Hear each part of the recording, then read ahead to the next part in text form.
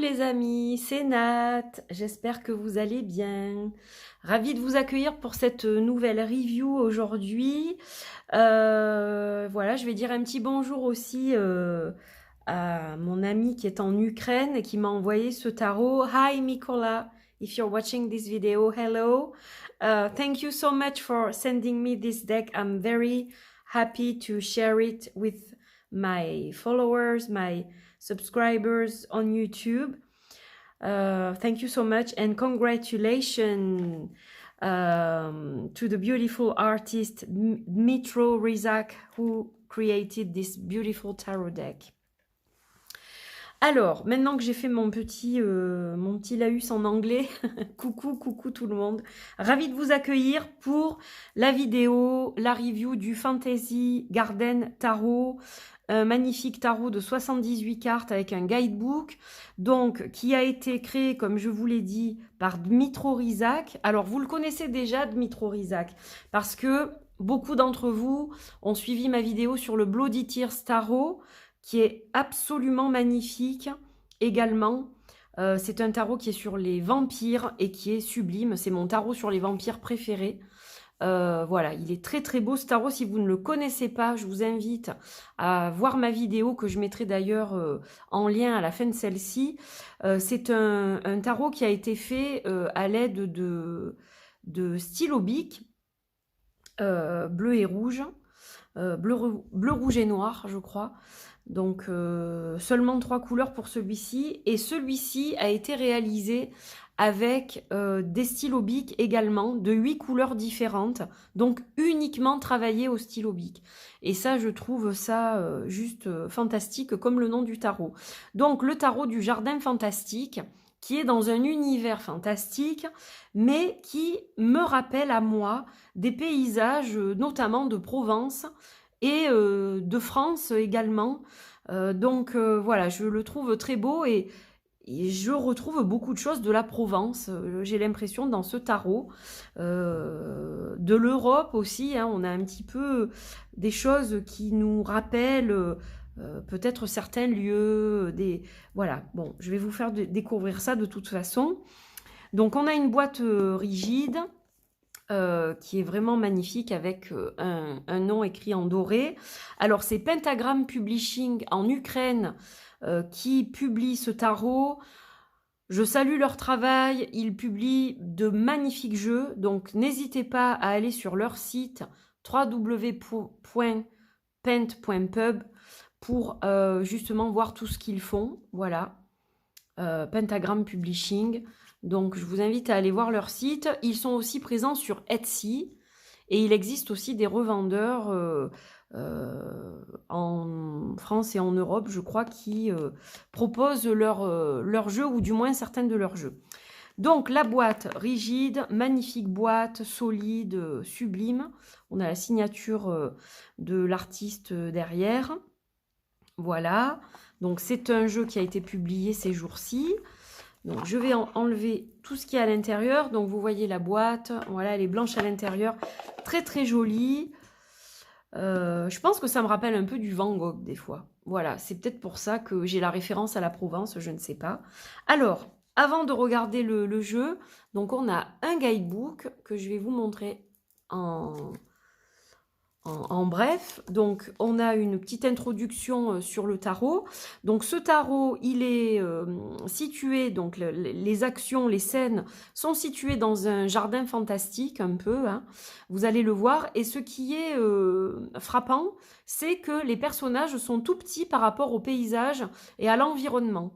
Donc en fait, les personnages sont minimalistes sur les cartes, et c'est l'environnement qui prend la plus grande importance, et c'est ça qui va attirer notre attention en fait, surtout.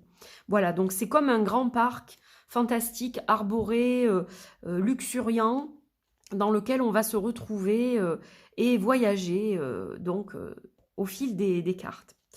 Voilà, donc ça c'est pour la petite histoire, donc fait avec 8 stylos de couleurs différentes, donc 8 couleurs différentes.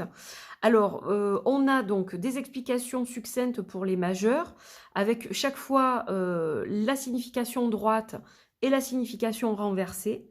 Voilà. Et on a la même chose pour les cartes de cours et les suites. Et puis, on a l'autre partie du livret qui est en russe. Donc, une partie en anglais, une partie en russe. C'est un jeu qui n'existe pas en français, par exemple. Il n'est qu'en anglais et en russe. Donc, voilà pour le petit guidebook. Et maintenant, on va regarder les cartes. Alors, le tarot, donc il arrive, comme toujours chez Pentagram, avec 2 cartes qui entourent le jeu, en fait. Hein. Voilà, on a une carte ici de présentation de la maison d'édition. Il crée des tarots et des oracles. Et on a donc une autre petite carte derrière. Et moi, je les utilise comme marque-page. Voilà. Donc, j'aime beaucoup utiliser ces cartes comme marque-page. Donc, on a un dos qui est très très beau, avec un symbole que je pense certains de vous connaissent.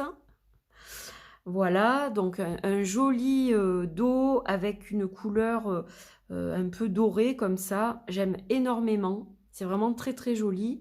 Voilà, donc il ne peut pas tout à fait se lire droit ou renversé parce que on va voir la différence du symbole, mais c'est quelque chose qui est très subtil. Donc, on peut quand même le lire droit ou renversé de toute façon. Même si on voit qu'il y a une petite différence, honnêtement, c'est pas quelque chose de flagrant. Hein. Voilà, puisqu'on a un symbole à l'intérieur d'un autre symbole quelque part, donc on n'a pas forcément...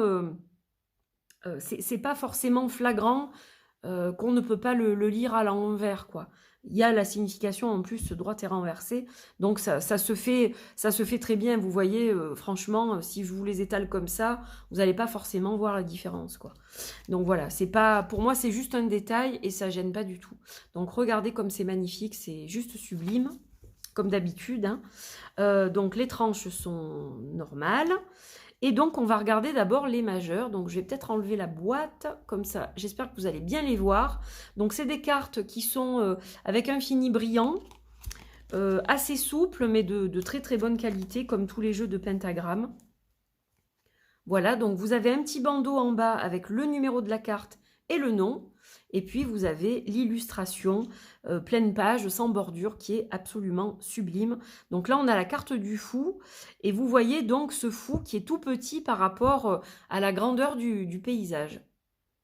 C'est magnifique. Le magicien. La grande prêtresse. Donc, il suit le Rider-Waite, je crois, hein, il me semble. On va regarder avec la force. Oui, on a la force en 8. Donc, il suit le Rider-Waite. Après, vous allez peut-être pas retrouver la symbolique dont vous avez l'habitude, mais il y a quand même certaines choses. Là, on a la lune, par exemple. Voilà, il y a quand même certaines choses qui vont évoquer les symboles. Là, on a l'impératrice. Alors là, l'enfant n'est pas dans son ventre, il est né. L'empereur, donc toujours des paysages ou des structures grandioses par rapport au personnage. C'est un jeu qui est très lumineux, qui est idéal pour la saison du printemps ou de l'été, je trouve. Le hiérophant. Alors vous voyez, on a un dragon. Donc on a bien ce côté fantastique, mais on a aussi, je vous dis, des paysages qui sont très méditerranéens, en fait, je trouve. Les amoureux, magnifique, hein, celle-là aussi. Le chariot avec l'arc de triomphe. La force. Magnifique, la force. Donc, vous voyez, la statue, elle est démesurée par rapport au reste des personnages, quoi. Hein. L'ermite. Magnifique, hein. J'admire franchement cet artiste qui travaille avec des stylos bic, quoi. Je trouve ça génial. Stylo à billes. Parce que je fais de la pub, là. La roue de fortune. La justice.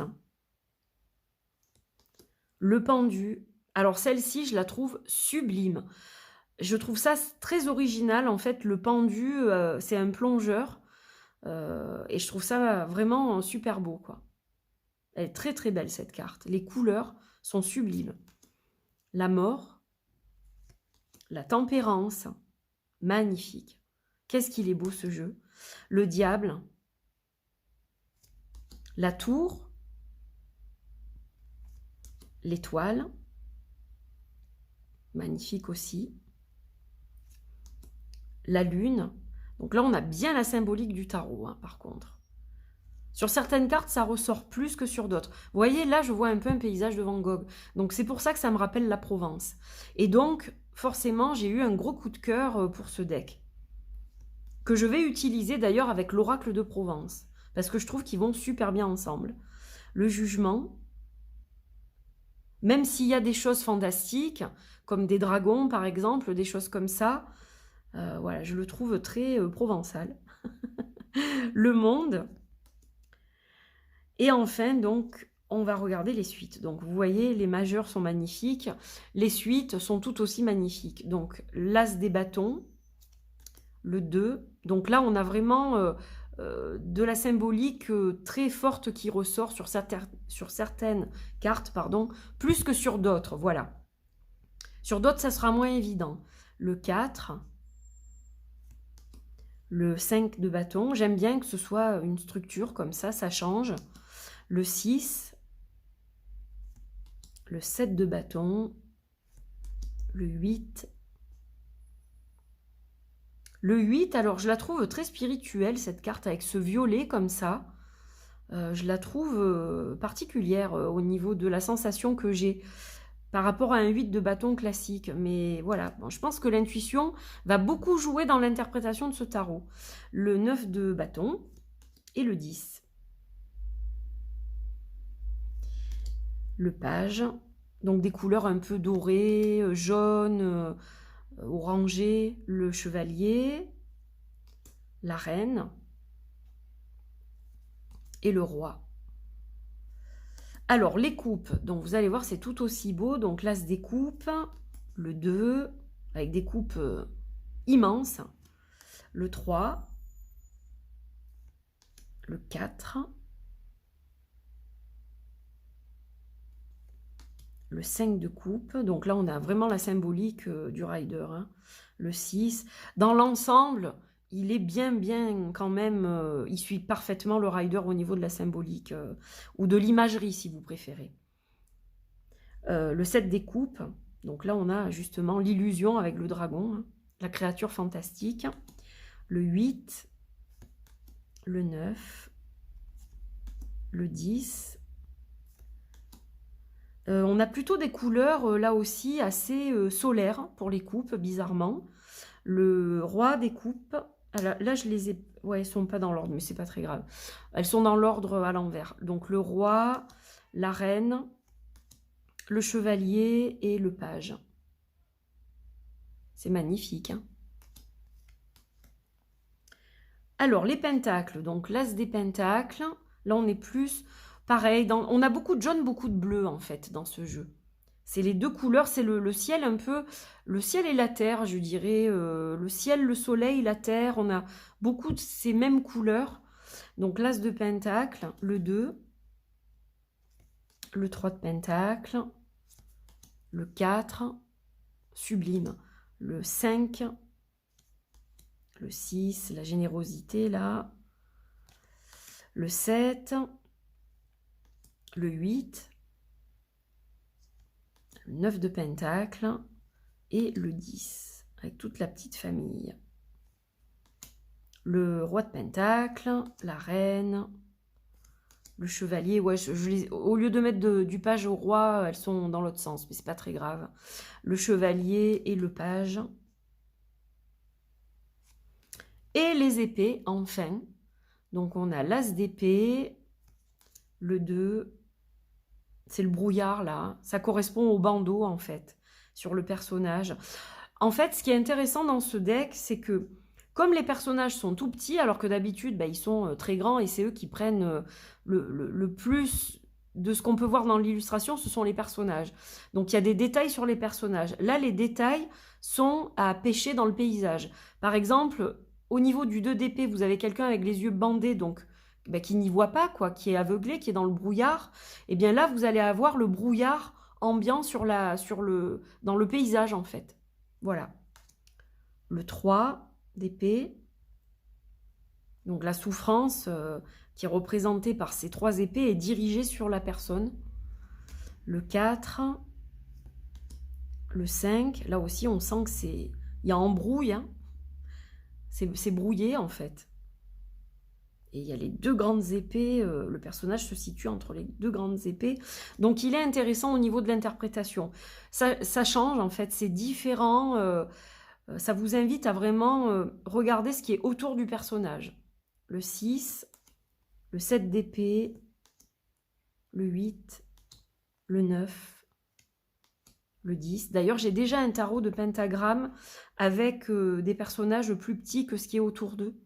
C'est les symboles qui vont être là aussi maximalisés. Donc, c'est intéressant ce type de tarot.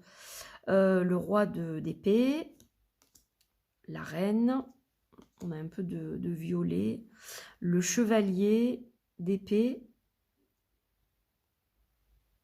Là, on sent vraiment le côté rapidité, le côté rapidité de la réflexion, des idées. Très intéressant. Et le page, magnifique. Il est très très beau, vraiment magnifique. Donc oui, je trouve un petit peu d'inspiration Van Gogh, moi. Vous me direz ce que vous en pensez. Voilà, n'hésitez pas dans les commentaires. Je serais ravie d'avoir votre ressenti. En tout cas, c'est une pépite. Je le trouve vraiment sublime. Je suis très très heureuse de l'avoir reçu et de pouvoir vous le présenter aujourd'hui. C'est un magnifique tarot. Voilà les amis, vous me direz ce que vous pensez de ce magnifique tarot à votre tour dans les commentaires. Je vous répondrai évidemment. N'hésitez pas à partager cette vidéo si vous pensez que quelqu'un peut être intéressé dans votre entourage. Vous pouvez partager sur vos réseaux si ça vous dit. Vous pouvez mettre un petit pouce bleu vers le haut si vous avez aimé ce contenu. Et puis vous abonner si ce n'est pas fait pour rejoindre la team Angel Taena. Ce sera avec grand plaisir que je vous accueillerai sur cette chaîne, bien évidemment. Voilà, un grand merci à Nicolas encore, à l'artiste pour cette œuvre d'art, je dirais. C'est très très joli, plaisant, et puis vraiment j'aime beaucoup les subtilités d'interprétation qu'on peut avoir avec ce tarot. Je trouve ça très très intéressant. Donc voilà, n'hésitez pas à le soutenir si le cœur vous en dit sur www.paint.pub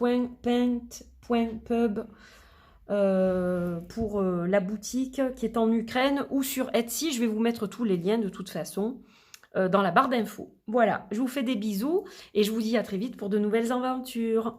À bientôt, bye bye.